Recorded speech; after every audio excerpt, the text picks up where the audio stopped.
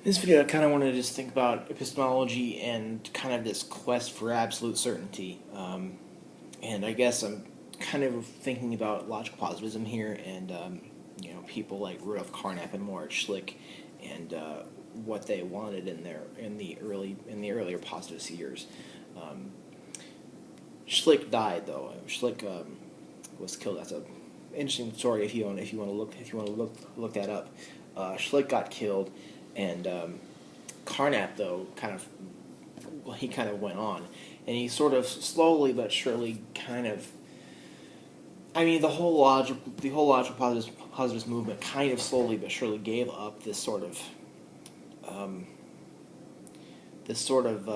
almost Cartesian desire for absolute certainty, having an unshakable and indubitable and just strong foundation of all knowledge, thus having an unshakable connection between the knowledge that we have and actual objective reality. And that is Cartesian in a way, because Descartes also was on a quest for ultimate certainty. He wanted to take the things that he was certain about and take those as his foundations and move forward. And the positivists, there is Otto Neurath and other coherentists, but they aren't entirely what I'm talking about here. I'm mostly talking about the foundationalist ones like Carnap and Schlick, because Neurath thought of sense data only as having a causal connection between Neurath and other coherentists of the positive period thought of sense data and experience as having as being causing basically the process of science, but there being no justificatory connection between sense data and these sciences themselves.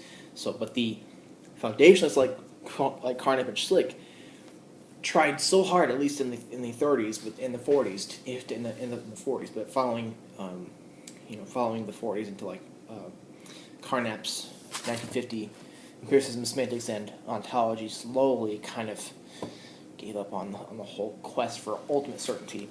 But Carnap and Schlick in 32 and 34, and Carnap in his Aufbau in 1928. Basically, what they wanted to make sense data, and what sense data is basically sensory info, or if I see a patch of a certain size, color, and shape, that was G.E. Moore's term, patch. A patch of a certain size, color, and shape, feeling smoothness, or smelling a certain aroma.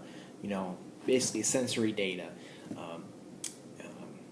and that is basically experience. And Carnap and Schlick, they wanted to make that the experiential info, the ultimate foundation for all of science and knowledge.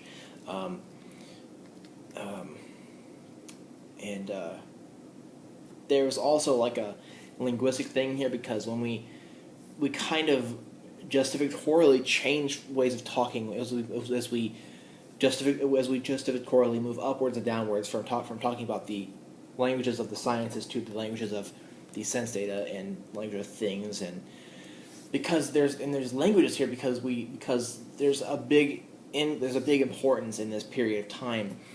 It has to do with the ways that we are talking, what we say, and as to what we say and what it means.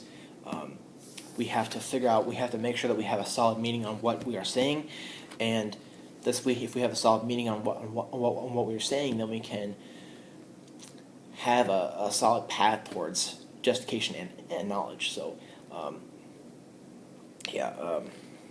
so I guess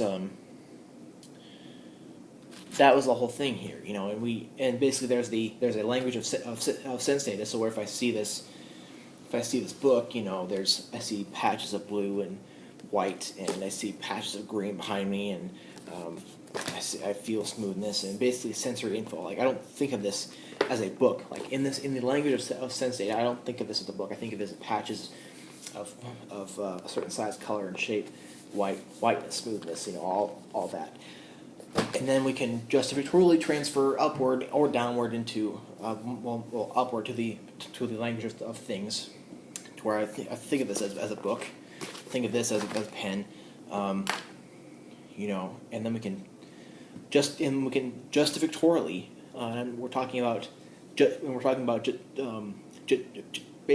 about justification, and we're trying to go upwards from talking about sense data and things towards talking about sciences like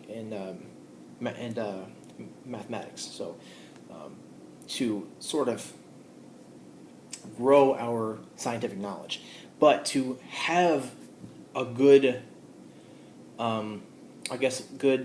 scientific processes, we have to have that founded well, and to have that founded well, that's what Carnap and Schlick were doing. They were trying to have ultimate certainty in all of our sciences, and to have ultimate certainty in knowledge in all of these sciences that we do, by ultimately grounding all of that stuff in sense data, and having that unshakable foundation is how we have ultimate certainty. So I've kind of been thinking about that. So I have a video which is called, which is basically an article about Moritz Schlick's article, the Foundation of Knowledge. That is an awesome article to read, I think. So if you have any questions, or if you think I've fudged something up, or if you think I've whatever, or if you have a question, please comment below. I'd love to discuss with you. Thank you.